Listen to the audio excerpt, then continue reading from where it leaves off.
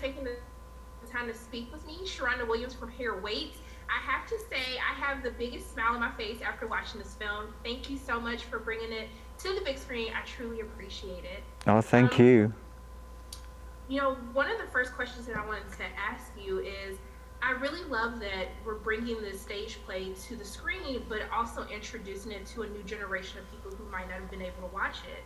But I wanted to talk about the importance of including the past and where we came from, because I think that a lot of times we see the progress that we're making now, but I think people forget that just 20 plus years ago that we weren't making any progress whatsoever. And I wanted to ask the importance behind that because it was so meaningful to include it in this film. I mean, the importance of sharing stories across generations is really vital for me. I am of that generation, you know. I walked on those marches. I sadly lost friends, and I wanted to make sure that that story continues to get told, you know. And it felt so appropriate to this character to tell that story. Hugo, you know, Jamie walks into Hugo's shop and says, "I want to be a drag queen." And he says it's so easy, and the only thing he's really got to offer is Sandra Banana as a name, you know. And you can just feel from Hugo, him going, okay, I've been that young man. I've been from Sheffield and I went to London and I did become a drag queen and I did do it. But actually, that had a cost. And that had a cost to me. And he wants to know that if Jamie is going to take this on, he understands what he's taking on. And so passes on that story. And I just wanted to make sure that that story is not only passed on to Jamie, but passed on to all young people. No, I love it. And I also want to talk about the importance of showing the support of parents, because I think that's something that we miss so much, and how important it is to have a loved one who supports you for who you truly are. And I wanted to know, what was it like wanting to showcase this relationship on screen, to really give it the care and really help inspire people that this could be them as well? Well, Margaret as a character is, I think personally as a queer person, the most amazing ideal mother you can have. Someone who not only says, yes, I accept you, but here's the pair of shoes and go out to the street, go give them a spin, and so that's the type of parent that I think anyone would want. I really luckily had such supportive parents growing up that shaped me and made me who I am today, and I'm so lucky. So I think having really supportive parents is really, really, really helpful. But I also want to talk about your friendship in the film, because it's one thing to have a parent support you, but to have those friends who support you through the ride. I wanted to know if that camaraderie that we see on screen, has that spilled over into your relationship in your personal life? No, we absolutely hate each other. Yeah. No, I'm joking. No, we love each other. You love me. Yeah, no, I do love you. No, it was it was both of our first films, and we were there shooting for the whole 12 weeks together, and we had apartments in the same apartment block, and it very much felt like we went through this whole insane process together and are still going through it. So I still FaceTime Lauren every day with going, random I'm stuff. stressed. Lauren, I'm stressed. Even when we're not on set or working. So yeah. It's still playing itself out, that relationship. Yeah. One of the things that I love that is said, Lauren, your character, saying that you don't have to wait for someone else's permission to be who you want to be. And I wanted to ask all of you in your personal or professional lives, what advice do you have for people, or really what advice did you have to tell yourself to make sure that you're living the true version of who you want the world to see and who you feel inside? I suppose for me, I had to tell myself, and I continue to tell myself, that is a process. And even at the age of 23, which I am now, I'm still making shifts myself and opening my ears myself and stepping into my life with more clear authenticity. So I would say that even if you're not there now, to make tiny shifts as you go along will hopefully help you to get there, I would say, and not try and pressurize yourself with taking a massive shift or a massive step, and just to surround yourself with people that see you for who you are and see you as this person that is a butterfly and is ever changing and growing and developing. So that's what I've done personally. Yeah, I'll say. I was just going to say, I think that before making this film, I second guess, I still do a little bit, but like I second guess myself a lot, and I think about what other people are going to think of me before I do anything. And I feel like doing this film was really good for me, because if you are on set doing a scene and you're thinking about how other people are going to watch it, you're not doing your job properly, really, in my opinion. You're like not paying attention, and you're not in it. And so I feel like that is a piece of advice that I'm trying to carry with me in anything, in everything, is that people are going to have their opinions, but it's a lot of wasted energy for me. I think we're all unique. Each and every one of us is unique. We're all glorious. We're all queer. We're all a mess. And we all, on a daily basis, try to find our place in the world every single day. So my message, hopefully in the film, is that we all struggle to do that, each and every one of us. More importantly, I want to tell the story that the shift that needs to happen is the community. That the community needs to shift to create safe space in which we can all be our joyful, glorious selves. And that's really what I would hope people took away, that actually at the centre of this film is a lot of joy. And one has to hold on to one's joy and persevere with one's joy. And it can get battered, and it will get battered. But actually it's for people around us to bring us to our joy and create a safe space in which we can find that. Okay, you all better give us a word today. Yes. Wisdom. But another thing that I love that this film pinpoints is really just being okay with your own personal dreams. I think that's something a lot of young people need to hear. I know when I told my parents what I wanted to do with my life, they're like, what about all these years of school? Like, how are you going to make money? But I really want to ask all of you, living in your careers now, how do you make sure that you're still staying the course of your own dreams, no matter what anyone else has to say?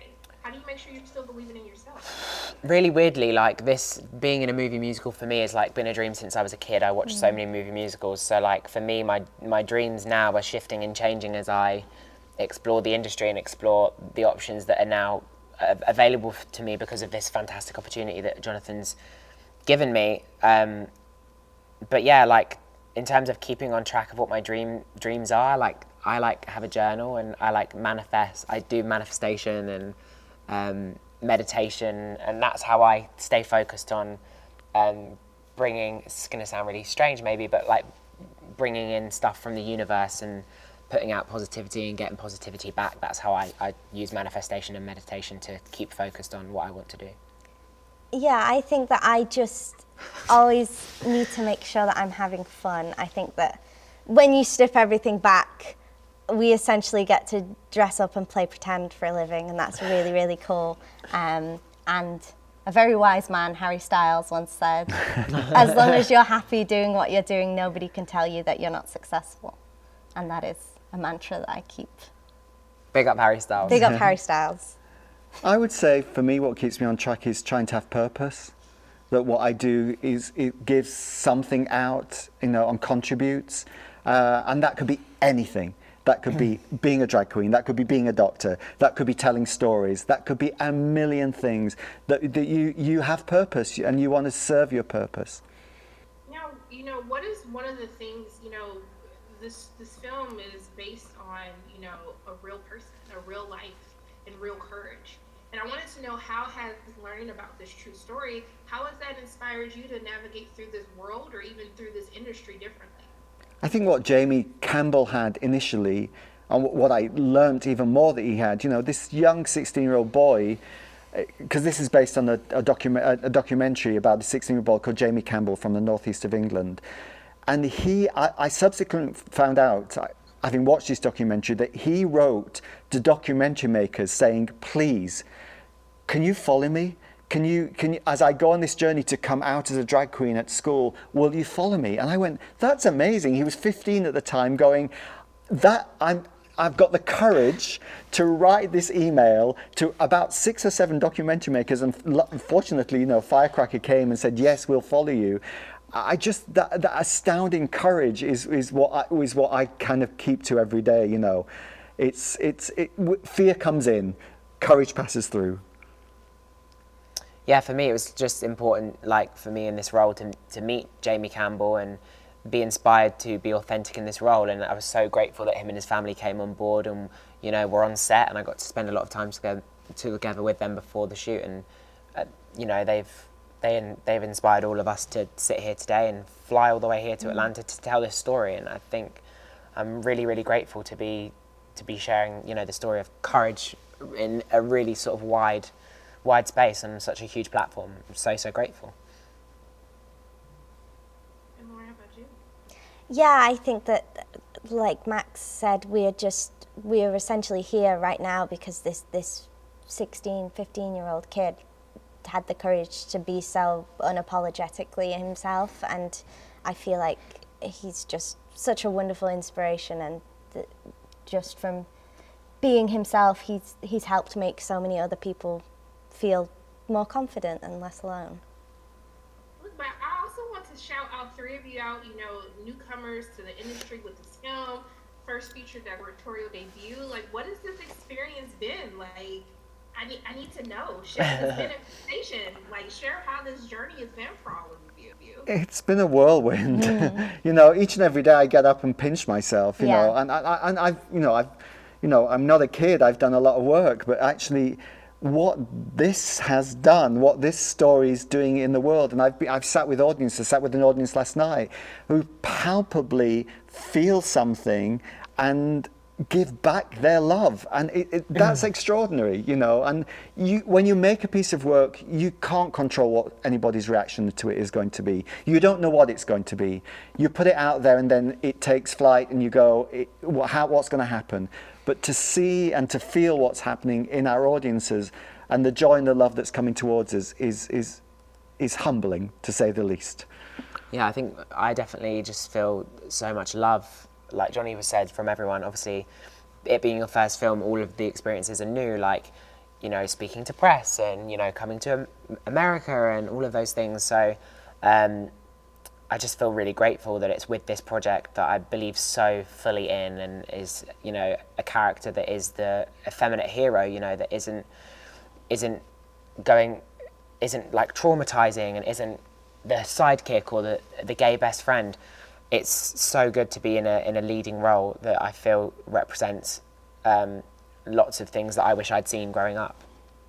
Yeah, I think this was our very first job, and we were kind of thrown into this whirlwind, like Johnny said, but I couldn't imagine a better group of people to be figuring this all out with. I wish I was there. I could give you a hug. Yeah. Oh, I know. Air hugs. We're hugging. But, you know, a lot of people, like, you talk about the love and support that you've seen, like, going to screenings and talking to fans, but this is going to reach such a huge audience, which I really love because it's an important message that everyone needs to hear. You know, what thoughts or what encouragement do you want after watching this film? Do you want the audience to be left with? As I said initially, really joy, that really it's going now into over 250 territories across the world. You know, it's going into people's homes, it's going directly to people now. I'd like them to feel the joy of this, you know. At the center of it is that joy, you know, and the joy of being your glorious self. Yeah. I want mums and dads to let their kids be who they want to be, regardless of what that is. I want little gay kids in their hometowns who don't feel confident to come out yet can sit with their headphones in and they can watch our film and feel seen and feel supported and loved, and that they're celebrated in this really glorious way that is beautiful. Yeah, and just for people to be really entertained, hopefully, and come away from the film having a really fantastic night, whether that be with friends and family watching at home or in a screen. Yeah, I think that it's been such a weird couple of years, and I feel like this film is just such a big celebration of community, which I know I really, really missed during this time, and I feel like I hope people come away with a sense of community, and like Max says, it helps some people feel a little bit less alone. I love that you mentioned the sense of community, because it's something that really stood out to me, is being able to have the love and support of your friends, your family, people, you know, where you grew up. And I wanted to know, for the final question for all of you, Who was that community that helped inspire you to live your dreams and be the perfect version of you? For me, it was all of the women that I grew up with, my nan, my aunties, my mum, and all of my friends who I love dearly, and I would not be here without them. So I'm really, really grateful for them. And my sister, she'll kill me if I don't mention her. Yeah. Yeah, I would say that my dad has just been the biggest champion of me always. And for this job, I was 17 when I was auditioning, and he drove me to every audition and got on the train with me to London after he finished work, just so that I could go and meet Johnny and Max for the first time. And he's just, I wouldn't be anywhere without him. Yeah. I think I'm going to cry. Don't cry, hold it back. Keep it in. the same thing, family. I come from a massive Irish Catholic family, and you know, although the expectation of that wouldn't be that they'd support a young queer kid, they did, and I was never anything other than loved and celebrated for who I was, and I think that's why this piece spoke to me so clearly. So yeah, and you know, all those strong women. Yeah. I'm sorry, I had to take a. I'm trying not to lose my eyelash. Us too. I didn't put enough glue on for them. But thank you all for taking the time to speak with me. Thank you for bringing this project to so many people. It's going to inspire so many people. It's going to inject all of us with the love and joy that I experience. And I love me a good musical with a good song. Exactly. Yes. Exactly. Go stream the album now. Already done. But thank you so much. I'm sending love and light your way. It truly means a lot. And I hope you have the best rest of your day. And I hope you're enjoying our city, Atlanta. Yeah, We're loving loving it. it. Thank you so much. Thank you. Thank you. Bye. Bye.